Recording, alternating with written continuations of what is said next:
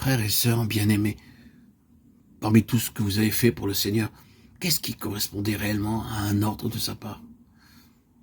Qu'avons-nous accompli et qui découlait directement de ses instructions?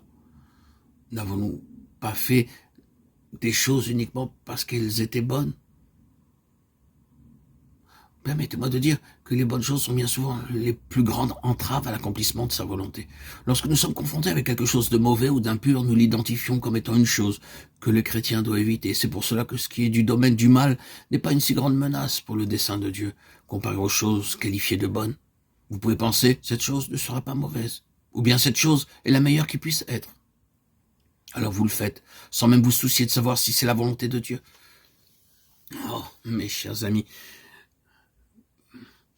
nous qui sommes ses enfants, tous, nous savons que nous ne devons rien faire de mauvais, mais nous croyons que si notre conscience ne nous l'interdit pas, ou si cette chose est perçue comme étant bonne, il y a assez de raisons de l'accomplir. Cette chose que vous avez l'intention de faire peut très bien être parfaitement bonne, mais vous tenez-vous devant le Seigneur en recherchant ses indications pour l'accomplir?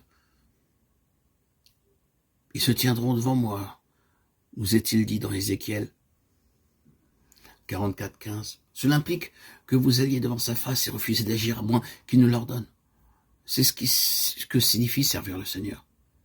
Dans la cour extérieure, ce sont les besoins des hommes qui gouvernent. Les gens viendront pour sacrifier un taureau ou un agneau. Il y aura du travail pour vous dans cette maison du Seigneur. Mais dans le lieu très saint règne la solitude. Vous ne rencontrerez aucune âme. Aucun frère ou aucune sœur ne vous gouverne dans cet endroit. Aucun comité n'élabore votre programme. Dans le lieu très saint, il n'y a qu'une seule autorité. C'est l'autorité du Seigneur. S'il me confie une tâche, je l'accomplirai. S'il ne m'en confie aucune, je n'en ferai aucune. Toutefois, il nous est demandé de ne faire qu'une seule chose lorsque nous sommes dans la présence du Seigneur pour le servir. Il nous est demandé de lui offrir la graisse et le sang. Le sang répond à sa sainteté et à la justice. La graisse satisfait sa sainteté. Le sang traite la question de nos péchés et la graisse celle de sa satisfaction. Le sang enlève tout ce qui procède de la vieille création. La graisse introduit la nouvelle. Et cela est bien plus grand qu'une simple doctrine. Notre vie d'âme fut remise en cause lorsqu'il livra son âme jusqu'à la mort. Lorsqu'il répandit son sang éternellement incorruptible, il ne répandait pas seulement sa propre vie, il déversait toute la potentialité de la vie de l'homme naturel. Il a non seulement été confronté avec la mort, mais il est ressuscité d'entre les morts, et la vie par laquelle il la vit pour Dieu. Il vit pour la satisfaction de Dieu. Il offre la graisse et le sang.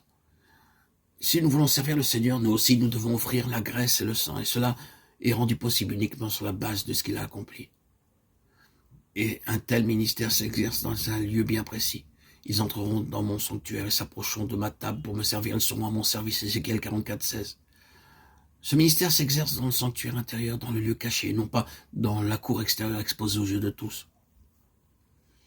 Les gens peuvent penser que nous ne faisons rien, mais le service de Dieu dans le lieu très saint est de beaucoup supérieur au service qui s'accomplit pour les autres dans le parvis du temple. Frères et sœurs bien-aimés, apprenons ce que signifie se tenir devant le Seigneur, attendant ses ordres, accomplissant tout service sur ses seules indications, sans être gouverné par autre chose que sa seule volonté.